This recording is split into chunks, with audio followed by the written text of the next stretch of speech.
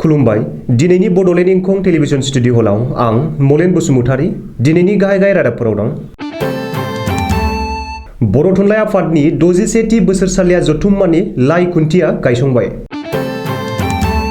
Helicopter जाब्रबथायाव गोब्राब जखम CDS general Bipin Rawat. MLA थरेस गवालाखौ खारफुनाय रेलाव गाग्लोबदों। गवालपारायाव हाग्रानि मैदेरनि गाग्लोबनायाव सानै सुबुंनि जिउ खहा। आसाम राइफलआ 500 कौटिनिबो बांसिन बेसेननि ड्राग्स आरो निसा गोनां मुवा बोखांदों। दानिया फैदो आबुं रादाबाव।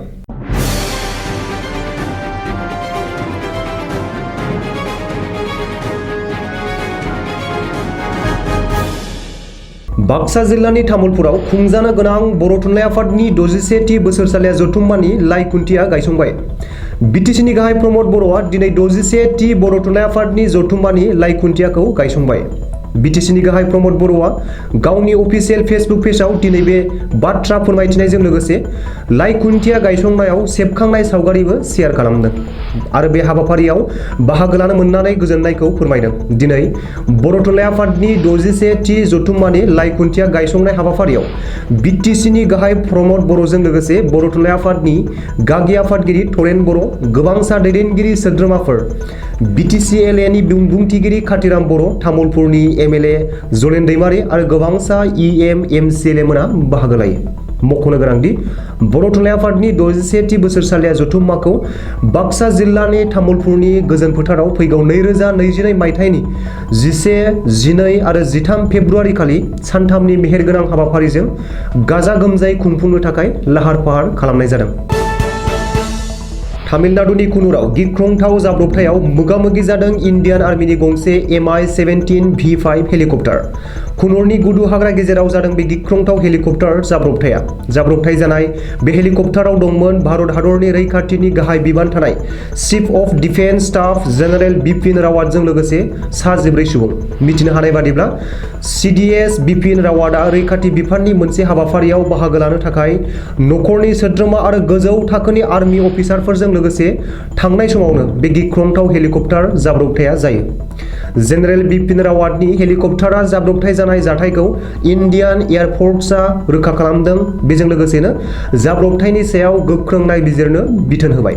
रिपर्ट बादिब्ला जाब्रबथायाव बिपिन रावातनि 70% देहाया खामदों। बे समाव बिपिन रावातनि देहानि हालोदा जोबोर गाज्रियाव आरो बिखौ ICU आव एडमिट खालामनाय जाबाय। बे खौरांखौ सुजुनाय समहालागै जाब्रबथायाव जिउ गोमानाय सुबुंनि सानखोआ सा 11 जाबाय आरो बेनि बिबाङा बांबावनोबो हागौ।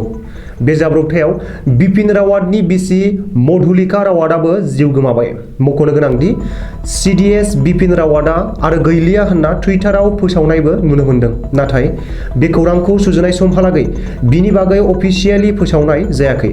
ओरैहाय मोननै इन्जिन थानाय MI-17 V5 हेलिकप्टारा माबोरै जाब्रबथाय जानो मोनखो बेखौ लानानै हादरनाङै सोंथि सिखांदों। रैखाथि मन्त्रि राजनाथ सिंहआ जाथायसालियाव थांना खौरां लाहैनो हागौ होननानैबो मिथिनो हादों। अदेबानि CDSनि हेलिकप्टार जाब्रबथायखौ लोब्बा लाना गाहाय मन्त्रि नरेन्द्र मदिआ दिनै हरखाब केबिनेट मेल हांख्रायदों। दुलियाजानि MLA थरेस गवालाखौ खारफुनाय रेलगारियाव गाग्लोबदों। थांनाय हराव दिल्ली डिब्रुगड़ राजधानी एक्सप्रेस रेलगारियाव MLA थरेस गवालाखौ सासे सुबुङा गाग्लोबदों। मोब्लिब लाइट खोमोरनायखौ लानानै बे जाथाया जादों। मिथिनो हानाय बादिब्ला दुलियाजाननि MLA थरेस गवालाया गावनि बिसि फिसाजों लोगोसे थांनाय हराव गुवाहाटीनिफ्राय डिब्रुगड़आव रेलजों दावबायनाय समावनो बे जाथाया जादों। रेलनि A3 डाब्बायाव थानाय लाइटखौ खोमोरनायखौ बिथा खालामना लामदिंनि रमाकान्त राय मुंनि सासे दावबायारिया MLA गवालाखौ गाज्रि आखु बाहायो आरो गाग्लोबो। बे जाथायनि बागै खौरां मोननायनि उनावनो लामदिंनि MLA शिबु मिश्र आरो गोबांसा BJP मावथिफोरा लामदिं स्टेशनाव थांनानै खौरां लाहैयो। ओरैहाय लामदिं रेल स्टेशननिफ्राय दायनिगिरि रमाकान्त रायखौ लामदिं पुलिसआ एरेस्ट खालामो होननानैबो मिथिनो हायो। गवालपारा जिल्लानि रंजुलियाव हाग्रानि मैदेरनि गाग्लोबनायाव सानै सुबुंनि जिउ खहा। रंजुली थानानि बेन्दोंआव थानाय कुसधरा देउलगुरियाव दिनै फुङाव हाग्रानि मैदेरनि गाग्लोबनायाव सानै सुबुङा जिउ गोमादों। बेनि अनगायैबो हाग्रानि मैदेरा गामिनि माखासे नखरनि न' बांफोरखौ सिफायनानै लेथें फेथें खालामो। जिउ गोमानाय सानै सुबुंखौ 52 बोसोर बैसोनि जामिनी खाख्लारि आरो 28 बोसोर बैसोनि महिनी महन बसुमतारी होननानै सिनायथिनो हादों। बबेखानि दिनै फुङावनो गावसोरनि आबाद फोथाराव माइ नायनो थांनाय समावनो लामायाव हाग्रानि मैदेर फालोखौ लोगो मोनहैयो आरो मैदेर फालोनिफ्राय गावनानै फैनाय मानै मैदेरा होसो होसो गाग्लोबना सानैखौबो जिउ फोजोबो।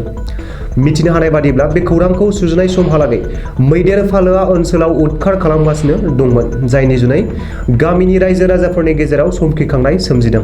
बबेखानि जाथायनि बागै खौरां मोननायनि उनाव पुलिस आरो हाग्रा बिफाननि मावफारियाफोरा जाथायसालियाव थांना खौरां लाहैयो आरो सानैबो सुबुंनि सह'खौ बोखांहोयो। बेजों लोगोसेनो रंजली आन्सलिक हाग्रा बिफाननि दैदेननायाव उदखार खालामनाय मैदेर फालोखौ कन्ट्रल खालामनो नाजायो। आसाम राइफलनि गेदेरथार जाफुंसार अपारेशन 500 कौटिनिबो बांसिन बेसेननि ड्राग्स आरो निसा गोनां मुवा बेसादफोर बोखांदों। सा-सानजा भारतनि मणिपुर रायजोआव आसाम राइफला बे जाफुंसार अपारेशनखौ खालामदों। रिपर्ट बादिब्ला आसाम राइफला अपारेशन खालामनानै 54 केजि ब्राउन सुगार आरो 158 आइस मेट बोखांनो हायो। बबेखानि बोखांनो हानाय 54 केजि ब्राउन सुगारनि बेसेना बाजाराव खमैबो 108 कौटि जागोन आरो 154 आइस मेटनि बेसेना 400 कौटिनिबो बांसिन बेसेननि जागोन होननानै सुलुङाव फोरमायदों। मणिपुरनि मोनसे टाउननिफ्राय बोखांनो हादों बे कौटि बेसेननि ड्राग्स आरो निसा गोनां मुवा बेसादफोरखौ। नाथाय बे जाथायजों लोगोसे सासेबो सुबुंखौ रैखाथि बिफाना हमनो हायाखै। रिपर्टनि बादिब्ला कौटि रांनि बे ड्राग्स आरो निसा गोनां मुवा बेसादखौ आसाम राइफला सासे आइजोनि न'निफ्राय बोखांदों, जाय नखरनि सासे आइजोआ चीना सुबुंजों जुलि जाहैदों। बे ड्राग्सफोरखौ आइजोआ भारत म्यानमार सिमनाजों मणिपुराव लाबोदों होनना रैखाथि बिफाना सन्देह खालामदों। दिनैनि रादाबा एसेनोसै। गोजोन्थों।